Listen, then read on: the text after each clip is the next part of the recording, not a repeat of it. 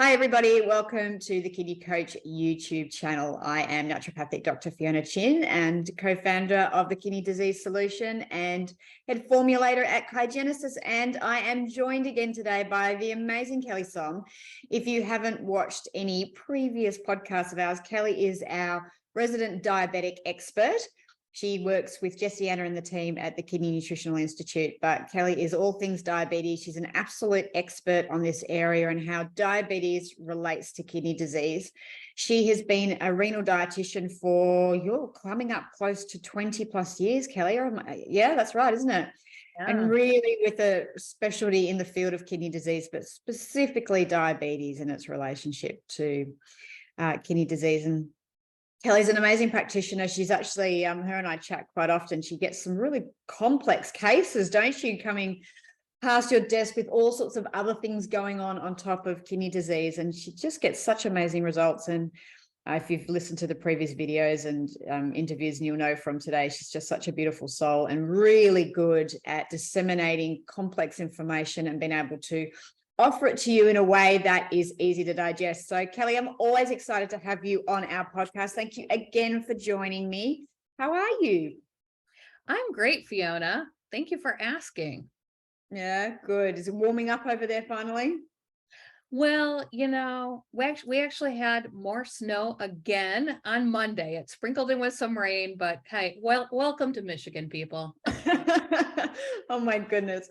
So Kelly and I are going to, and I love Kelly's, I said, right, Kelly, what are we doing today? She's like, we're discussing 10 unusual and surprising things that you may not know will raise your blood sugar. I'm like, I love it. I love things like this. So that's what we're talking about. So if you have diabetes, if there's diabetes that runs in the family, if you have kidney disease, obviously we want to keep your blood sugar under control. So let's delve into some things that you may not know that will raise blood sugar. And I mean, I'm assuming some of this will come from this continuous glucose monitoring as well, because people always, a couple of my friends have had them on, they're like, you would be surprised about what changes our blood sugar, like not sleeping properly, all sorts of crazy things. So I'm really interested to hear this one, Kelly. So I'm going to hand it over to you. Great, Fiona. And quit cheating. You're starting to pick something from my list already. Oh, sorry. All right. Well, unfortunately, I'm going to date myself here, and we're going to do a David Letterman top 10 things that surprisingly raise your blood sugar. So are you ready? I need a drum roll or something like that for you. That's right. Let's go, Fiona. So number 10. You know, we're hearing all this stuff. Do I eat breakfast? Do I not eat breakfast? Guess what? Skipping breakfast can raise your blood sugar after lunch or after dinner. So again, not having consistent carbs, eating every 2.5, 3 hours, or not going more than 4 hours without eating during awake times can definitely affect your blood sugar at different times of the day. Right. So again, think of it, you know, if we're fueling something, you know, we want to be fueling that continuously. And we want to do that in nice, even segments and not, oh, here's some rocket fuel. And then I'm going to starve myself for 6 hours because I'm busy, right? And so again, getting some kind of meal structure going on, at least Monday through Friday, because, you know, that's kind of a work week. And then on the weekend, if you're not so perfect, who cares? You know, look at most of the time not being perfect, because none of us are perfect. Well, maybe Fiona, but not me. So my question then with that is intermittent fasting. Where does that fit in? Because of course that can be such a useful tool for people. Yeah, I think that really is individual, to be honest. I think it's extremely useful, and we know it can definitely affect insulin resistance and metabolic syndrome. But again, it really needs to be used and prescribed individually. And I say that because many of the clients I see are coming in eating like they're a 90-year-old in a nursing home. They're barely getting 1,000 calories. And so why would we put another restriction on there to make our intake even less? So again, intermittent fasting definitely has some great benefits, but I think you really need to be working with a dietitian, with a healthcare team to make sure it's appropriate for you and your situation. Great question. No, I love it. Great. Okay. Number 10. Okay, ready for number 9. Here we go. The time of day.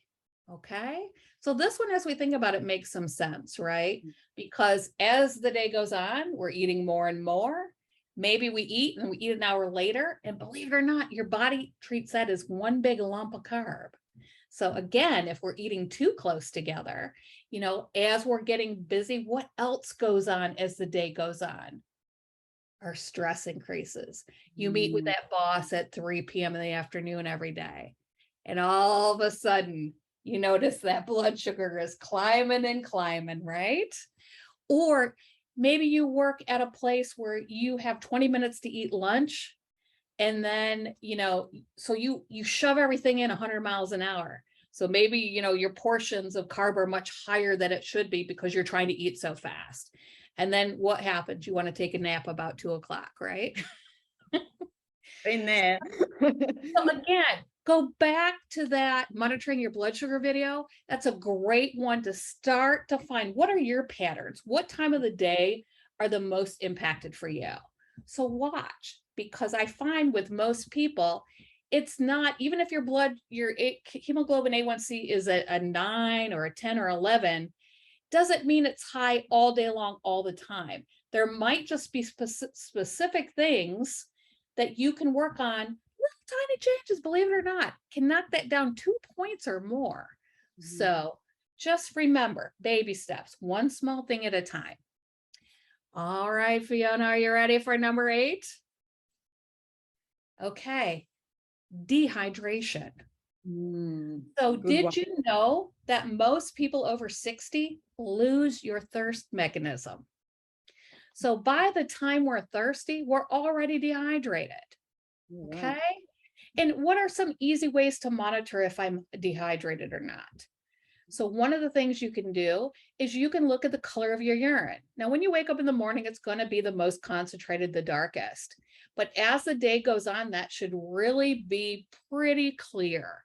And that really is a good sign of hydration. So again, we think we got this, but if you are getting younger, as I say, getting better, like fine wine in time, then maybe you need to start setting alarms or having one of those water bottles. Have you seen those with the time on it? Drink this much by 3, drink this much by 5. I love those. Those are great cues to help you drink more. And the problem with dehydration is what that means is now the concentration of sugar in your blood volume is really high. Okay. So that can be a false high if you've just had some blood tests done. So again, make sure you're really hydrated when you're getting these things done. Okay, Fiona, we're up to number 7. Okay. This is the one she gave away, people. She was cheating. She was looking ahead. Lack of sleep. Yes, sleep is one of those magic bullets, right? It affects so many things. Now, believe it or not, even one night of poor sleep can really impact your blood sugar. So the reason for that is when we sleep, that is when our body breaks down those hormones, right? The cortisols, the growth hormones, those kinds of things. And if we never get a chance to do that, that all builds up. Okay. And as we have more cortisol and more growth hormone in our bloodstream, guess what?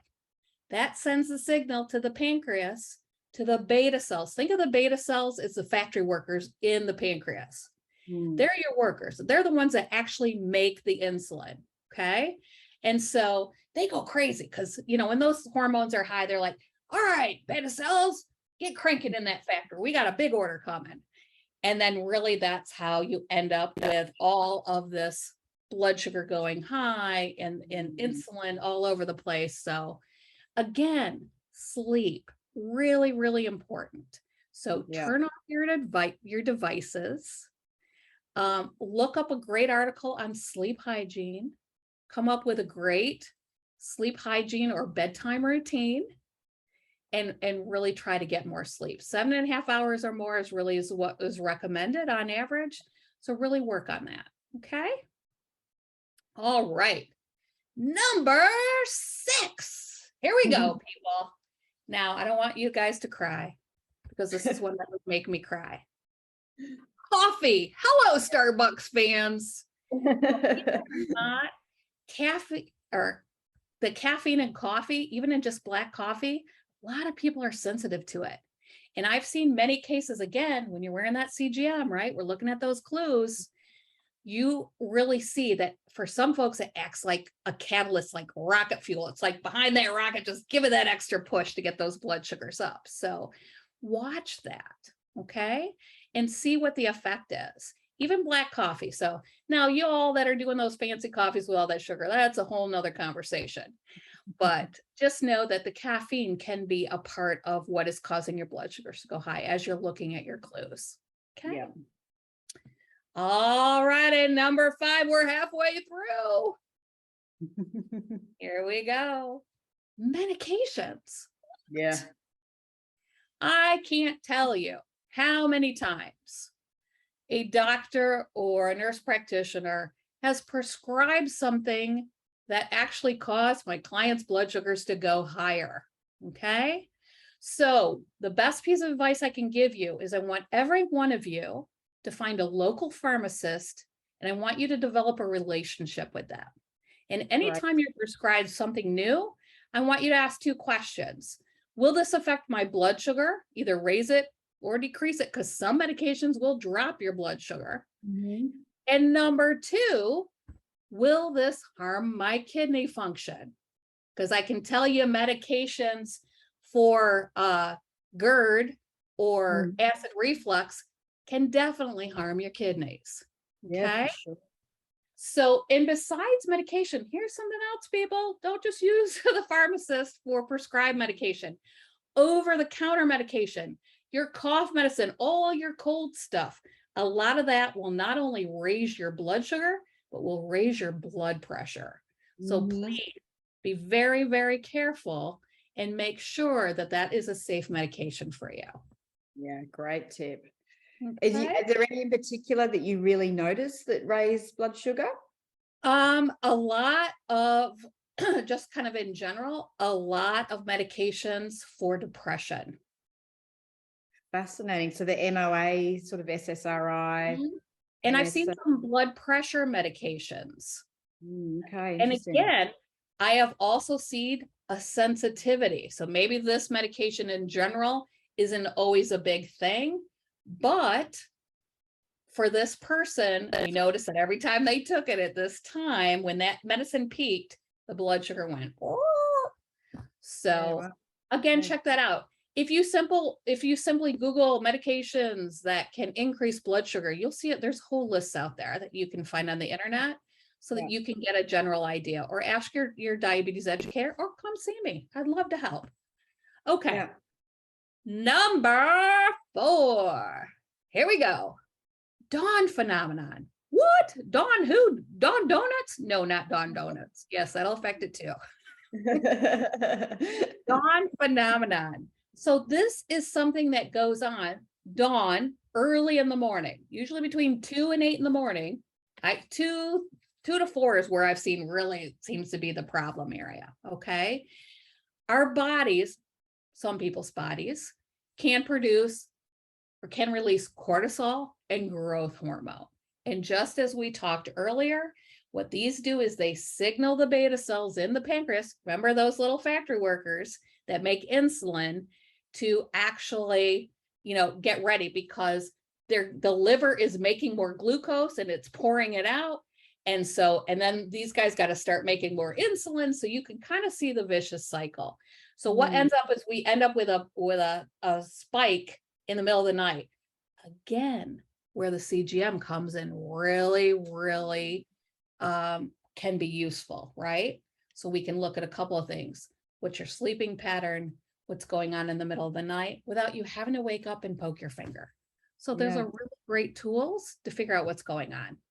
What do you do with the phenomenon, just out of interest? If you've got a patient that's really getting a massive blood sugar spike at 3 o'clock in the morning, what are you suggesting to them? So the biggest thing I start with, like I said, I look at all the patterns. I love the CGM because it gives me more information, But one of the biggest things I found to help is when you take your diabetes medication. So for example, if you take it at dinner, you may need to switch it to bedtime so that when it peaks, it aligns with when those hormones are peaking. So we always want everything to match up. Okay. Yes. And then there's something that people are debating, Smoggy syndrome, right? Where that's a little bit of the opposite. So that is where our bodies tend to just kind of in the middle of the night, just go high from kind of like a late dinner, a snack, and it just peaks there. And so again, adjusting that bedtime snack, same thing with dawn phenomenon. Maybe you need to cut out that bedtime snack. Sometimes we need to add one in. Again, we need to look at the patterns and we need to look at those food logs, those two things I know y'all don't like to do, but it helps us to solve it. And then you don't have to do it forever. Okay. Yeah. Right. Okay. Number 3. Here we go. Here we go. Now, for some of you, you're in the season. For me, it'll probably not be till July because hello, I'm in Michigan again. Believe it or not, sunburn. What, Kelly? What are you talking about? I can't wait. I'm getting my bikini out. I'm getting ready. You know, Fiona, she's going into the dark times of the cold. So she's probably thinking holiday time in the bathing suit over there. But yeah, sunburn. Sunburn is a physical stress. Anytime we have a physical stress or injury, guess what? That increases blood sugar. So all those little things, you know, it's important that we're paying attention to that because who knew, right? Yeah, I didn't know that one. There you go. That makes sense though. Yes. And because we're staying seasonal, are you ready for number 2?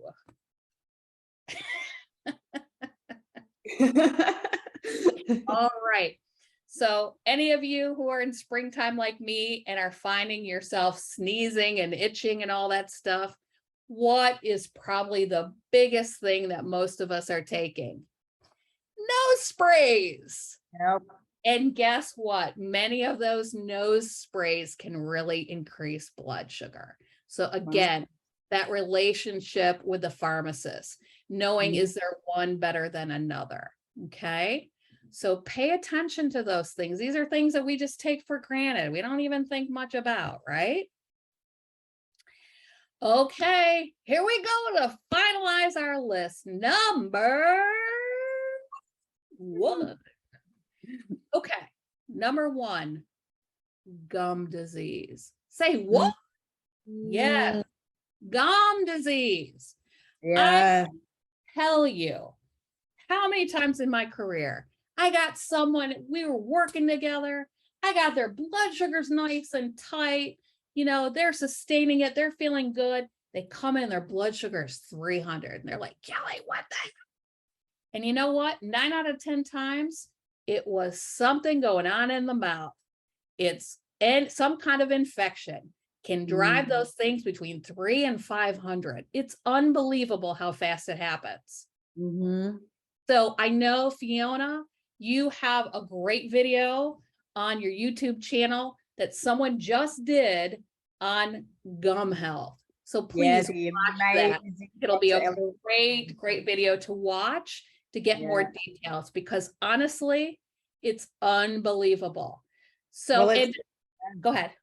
I was going to say it's a massive contributor to heart disease, diabetes, kidney disease. It's one of the big things that GPs aren't trained to look for. Dentists don't realize, they just stay in the mouth. It's gum disease is a driver of so many chronic diseases. Alzheimer's, like it's crazy.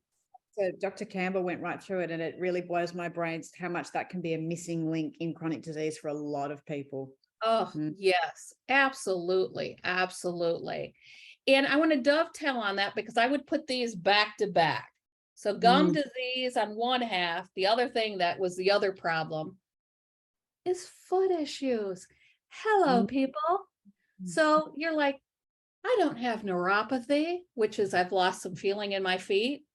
Oh, honey, I had some person who had a tiny little area on their foot that they had their neuropathy, meaning that it was numb. They couldn't feel anything. And guess what? Their granddaughter came over, they stepped on an earring, they didn't even know it, and got a bad infection in there. I had another gentleman, young guy in his 30s, playing basketball with his friends, end up with athlete's foot. A month later, now this is extreme, I'm not trying to scare anybody, ended up with an amputation because he did nothing about it, and the infection spread so fast.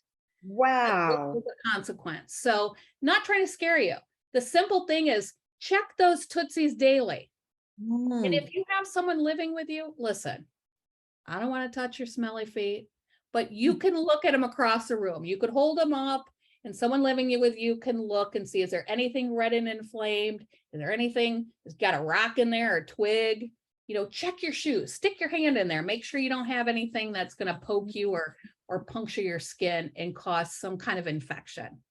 Yeah, or ingrown toenails, people. Oh, yeah. A lot of podiatrists will cut your nails for $10. Don't be doing any home toe surgeries and digging that thing out, because I'm telling you, I've seen some ugly, ugly stuff.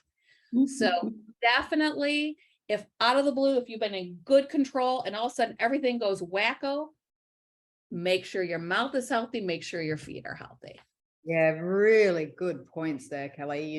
That's my dad had chronic feet infections, and I'm sure he ended up with cancer. And I'm sure that chronic change in blood sugar levels and all of those, inflammation, I'm sure that was and he could never get on top of it. And I think that was a contributing factor. So really good point. And especially as we know from Dr. Ellie Campbell with that previous podcast, we know gum disease is such a underdiagnosed, and just, it's crazy what those things can do in our body. So really, I'm glad you brought those ones up. Absolutely. Absolutely. Well, like I said, really, everybody out there, listen, I cannot speak highly enough about learn how to be a detective, learn how to be your own detective, work with a professional like myself, and come learn what kind of tools you have available, how to really find what's going on. Once you do, you don't have to log the rest of your life. You don't have to wear a CGM the rest of your life.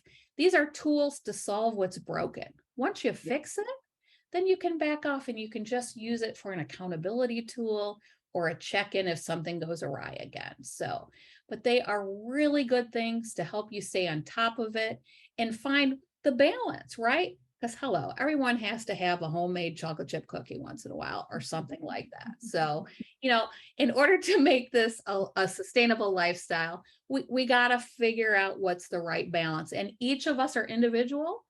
And so we all have to look at it, from our lifestyle and what works for us. Yeah, really good points.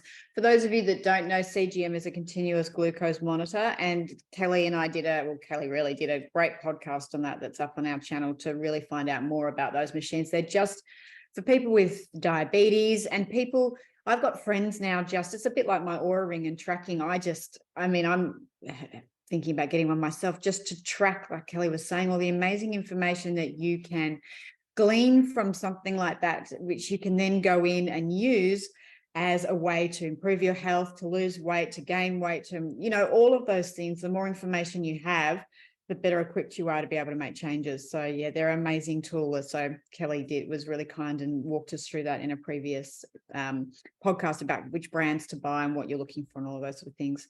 And if you want support, I can't recommend Kelly enough. If you want someone, as you can tell, she's really passionate about getting to the cause, and she's quite a detective, and she's really good at teaching you to really monitor and do things yourself. So Kelly can work with anybody anywhere in the world. She can do things by Skype and Zoom and all these things that amazing technology does. If you want to find out more about Kelly, I'll leave the link in below, but she's at the Kidney Nutritional Institute, and I'll put her direct link in there. But if you go down to staff, you'll see her in there and you can have a chat to Kelly. But anything else you want to add about these amazing, well, not amazing, but these things that can bump around our blood sugar, Kelly? No, I just want to say, if you ever come see me and you have animals, babies, or love to travel, we got plenty of things to bond over. So again, look at your patterns. Every one of us are individual. So many times, when I first went into diabetes, so much of my early training, we wanted to plug people in a box. you get this bank account, and men get this and women get this, and not really looking at the individual person and some of the other factors that come into play. And so again, this is really, really important. The other thing that wasn't on my list, here's a bonus one for you folks, is your mental health. I've worked most of my career in impoverished areas and in mental health. And I can tell you that anxiety, depression, these kinds of things really impact not only your blood sugar, but your blood pressure and your entire health. So you know what? This is a disease like anything else. It's nothing to be ashamed of. So please get the help. There's help out there. There's all kinds of teleservices and all kinds of things nowadays. So there should be no shame. There should be no judgment in mental health. Just know that it's like anything else that we've been diagnosed with. It's something that is, disease is dis-ease. So we've got to be able to put ourselves back in ease, right? So that we can address the other things that are out of ease for us. Really great point there. And I think, and you mentioned it in one of our podcasts that we've done, just how stressful and changes to cortisol will definitely change your blood sugar. And so that one's maybe not as surprising, because these were 10 surprising things, but you really, really good point. And, for everyone that can't tell, Kelly's really passionate about this area and working with anyone that really needs that help. So again, I'll put the link in if you want to connect with Kelly directly. She is a godsend, and she's working with lots of people that are on our protocol and doing stuff, and she's just getting amazing results. She was telling me just before we started recording that all your patients with CKD that are using the protocol and working with Kelly have gone back a stage. So they've had stage 4 kidney disease, they've gone to 3, they had 3, they've gone to 2. So I think that's amazing. So that's a bit of a testament to Kelly and what she's capable of. So thank you for working. Fiona and her husband Duncan for developing the supplements they did. Honestly, they're amazing. Absolutely. Yeah, they've been great. So we're getting such good results, and thank you for being such an advocate and using them and giving me all these information, how it's going. So if you want to know more about what we do, head to www.kidneycoach.com. Remember to hit subscribe and like. That always just pushes up our YouTube algorithms. And if you hit like, it means, or subscribe, sorry, it means you'll get notified anytime Kelly and I put up a new video, or anytime I do a video with anyone from the K&I team, or anyone else for that matter. We're also on Facebook, TikTok, Twitter, all there /Kidney Coach. And again, if you want to know more about Kelly and her team, it's Kidney Nutritional Institute, but I'll put the link in below. Kelly, always grateful for your time, to see your beautiful face and to have your passion. And we'll have to make time for another video, because I always love chatting to you. Thanks again. Fiona, you're a pleasure. Thank you, everyone, for being part of our community, and we will see you all next time. Bye.